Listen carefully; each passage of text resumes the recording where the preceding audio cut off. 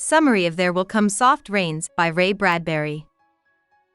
A nuclear explosion in California results in the death of a family, but without causing any damage to their artificially intelligent home. The house continues to behave as if nothing has occurred. A clock strikes 7 a.m., which means the day has begun. The clock is afraid that no one will hear it, but it starts to tell the day what time it is by saying breakfast. A normal American breakfast is being made in the kitchen using a number of automated tools. While we're eating, the house tells us a few important things, like a birthday or wedding and whether or not some bills have been paid.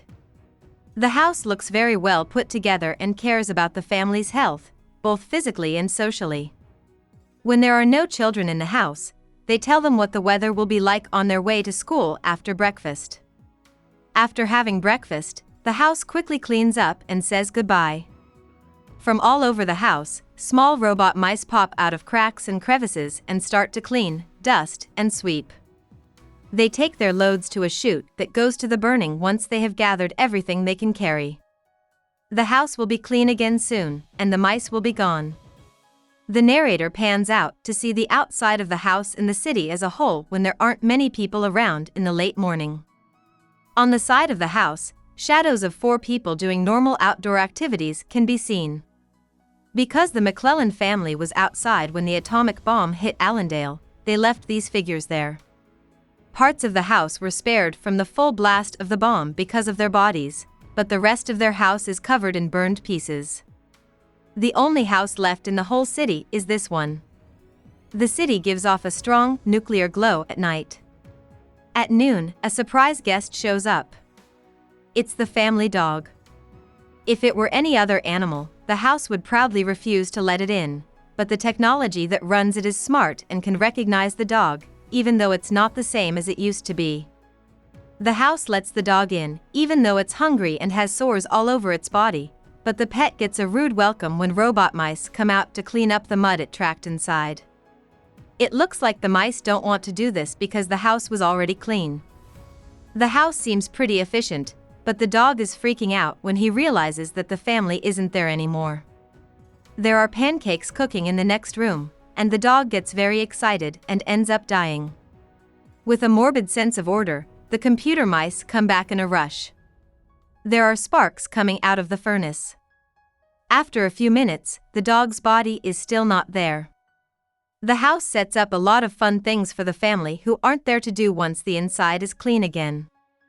For starters, there is a small table outside with martinis, small snacks, and bridge cards for adults. Next, for the kids, it shows a very detailed jungle scene on the nursery walls. As night falls, the house puts on a cigar, draws a bath, and offers to read Mrs. McClellan some poems. When there is no response, the voice reading poetry picks a poem by Sarah Teasdale called There Will Come Soft Rains. This poem is about a beautiful country scene in a world after the end of the world where people no longer live. When a tree falls into the kitchen late at night, it quickly starts a fire by spreading cleaning supplies all over the place. The house closes its doors to try to keep the fire inside. It also sends robot mice to use water to put out the fire. This should work fine until the house's water supply runs out. The fire picks up speed again and goes upstairs, where it destroys Picasso and Matisse works. The robot mice get into the attic to get to a stash of green fire retardant. This sprays across the flames like a bunch of snakes wriggling, and for a moment it stops the fire. The fire then spreads around the house and goes after the fire extinguisher tank. It blows up, and the odds are now in favor of fire for good. Some machines cry out in fear, while others are just doing their normal jobs, like one voice reading poems or another telling the time. One by one, machines break down, and as their lines catch fire, they go quiet. Because of the fire, the attic structure is damaged, and it falls on the main floor, dumping things into the basement and subcellar. As the sun begins to rise, the clock is the only machine that remains, and it announces the beginning of a new day. About the author. Leonard Bradbury was born in 1920 to Esther and Leonard Bradbury. He spent his formative teenage years in Los Angeles. He finished high school there and then learned more in public libraries and on the streets of Hollywood. Bradley began writing every day when he was 12 years old.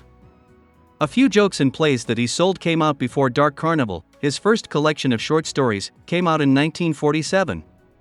After that came The Martian Chronicles, 1950, and Fahrenheit 451, 1953, which is Bradbury's best-known book to date. He kept writing for many years and became one of the most famous writers in American history in the 20th century. A lot of literary critics think of Bradbury as a science fiction writer, but Bradbury didn't want to be called that.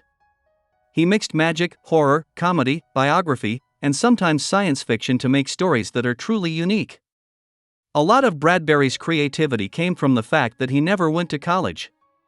He believed that higher education schools stifled growth. Throughout his life, Bradbury was a big fan of public libraries and thought they were great places to think and explore. This artist, who made his or her own money, also didn't like many of the conveniences of technology, like handheld radios, ebooks, and even cars. Throughout his life, Bradbury never got a driver's license. Instead, he relied on bikes and public transit. A lot of Bradbury's work looks ahead to new technologies and comes out against the bad behavior they encourage. Bradbury was married to Marguerite McClure for 56 years. He died on June 5, 2012. Hope we summarized it fully and you liked it. Please hit the like button and subscribe to our channel so that we are motivated to create more videos.